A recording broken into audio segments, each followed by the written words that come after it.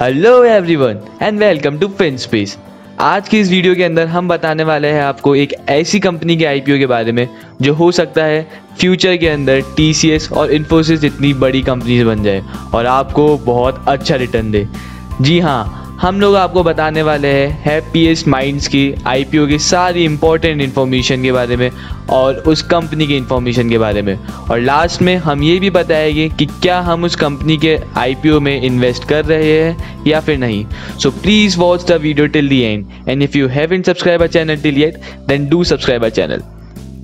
सबसे पहले बात करते हैं इस कंपनी के सबसे बड़े एक्स फैक्टर की। जी हाँ, इस कंपनी के जो सबसे बड़ा एक्स फैक्टर है वो है इस कंपनी के फाउंडर मिस्टर अशोक सूता।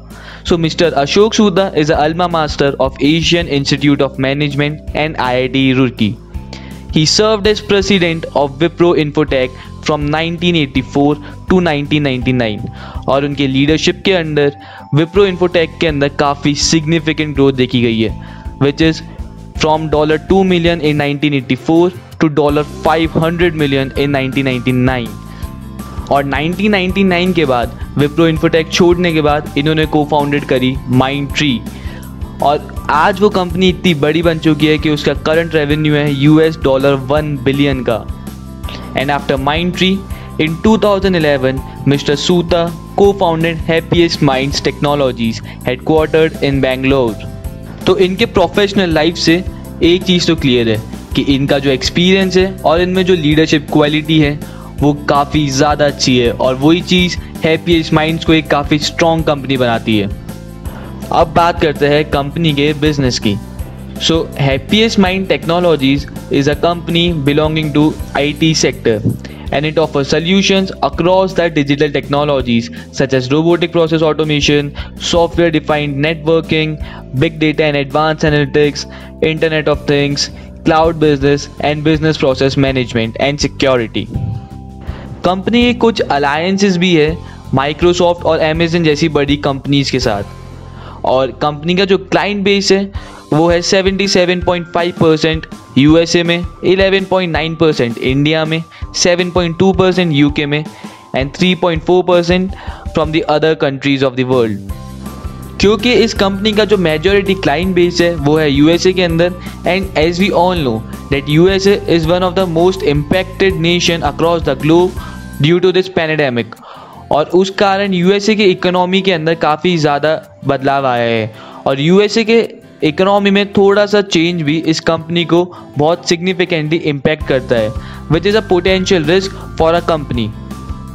और कंपनी का जो मेजॉरिटी रेवेन्यू है वो एक काफ़ी छोटे क्लाइंट बेस से आता है, यानी कंपनी एक काफ़ी छोटे क्लाइंट बेस पे ज़्यादा डिपेंडेंट है अपने रेवेन्यू के लिए, और अगर उन क्लाइंट में से किसी ने भी अपने कॉन्ट्रैक्ट के अंदर वेरिएशन लाते हैं तो कंपनी के रेवेन्यू पे काफ़ी ज़्यादा इम्पैक्ट पड़ सकता है।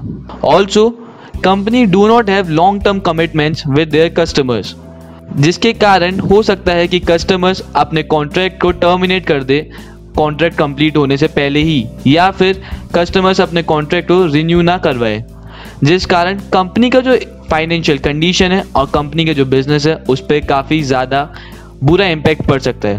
So this is also a potential and a big risk for the company.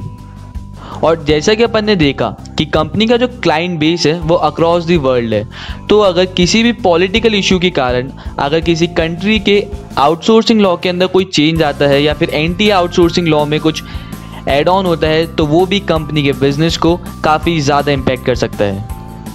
तो अब बात करते हैं कंपनी के फाइनेंशियल्स की। तो कंपनी का जो रेवेन्यू था वो था 4800 मिलियन इन मार्च 18, जो कि बढ़कर मार्च 20 में हो चुका है 7100 million, which means it has grown with a CAGR of 20.8%। और यही केस है कंपनी के एबिटा के साथ, जो था फाइनेंशियल ईयर 18 में 76.2 मिलियन और FY20 में वो बढ़कर हो चुका है 1100 मिलियन का, with the CAGR growth of 285.3%। Company की बोरोइंग्स के अंदर भी काफ़ी सिग्निफिकेंट डिक्लाइन देखने को मिला है as compare to March 18। As in March 18 companies borrowings were 148 million and in March 20 the companies borrowing has decrease to 13.2 million. Company's total assets Profit after tax and net cash flow have also increased significantly in March 20 as compared to March 18.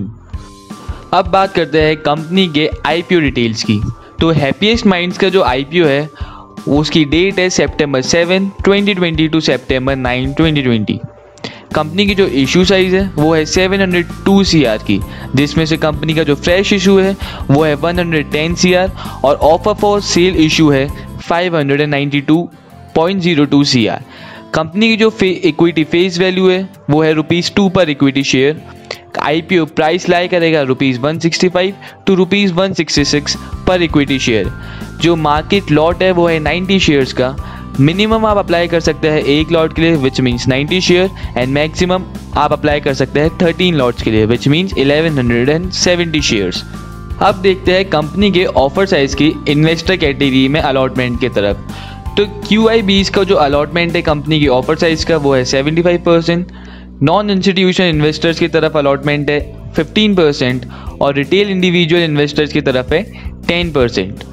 Company का जो major objective है इस issue से वो ये है कि company को अपने long term working capital requirement fulfil करनी है और जो जनरल कॉर्पोरेट पर्पसेस होते हैं उन्हें फुलफिल करना है।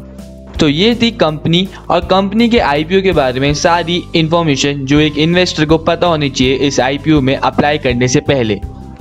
सो after all these analysis we can say कि कंपनी के जो मैनेजमेंट है वो काफ़ी स्ट्रॉन्ग है और काफ़ी एक्सपीरियंस्ड है, जो कि कंपनी के लिए एक पॉजिटिव पॉइंट है। कंपनी फाइनेंशियली भी काफ़ी स्ट्रॉन्ग साउंड करती है और हो सकता है कि आगे चलकर ये कंपनी IT सेक्टर के अभी जितनी दिग्गज कंपनीज हैं उनके लिए एक बड़ा कंपटीशन बने। कंपनी की जो करंट वैल्यूएशन है वो भी काफ़ी रीजनेबल है। माना कि कंपनी के कुछ रिस्क्स भी है but in future company can mitigate those risks. So at present हम ये देखते हैं कि ये IPO एक अच्छा IPO है अप्लाई करने के लिए और इन्वेस्ट करने के लिए। बट हमारा ये मानना है कि हर जने को अपने फाइनेंशियल डिसीजंस खुद लेने चाहिए। So please before investing in this IPO do your own fundamental analysis of this IPO and this company and then take your decision. That's all from our side. Thank you for watching the video. Don't forget to like and subscribe our channel, and also do share the video with your friends, colleagues and family. Thank you.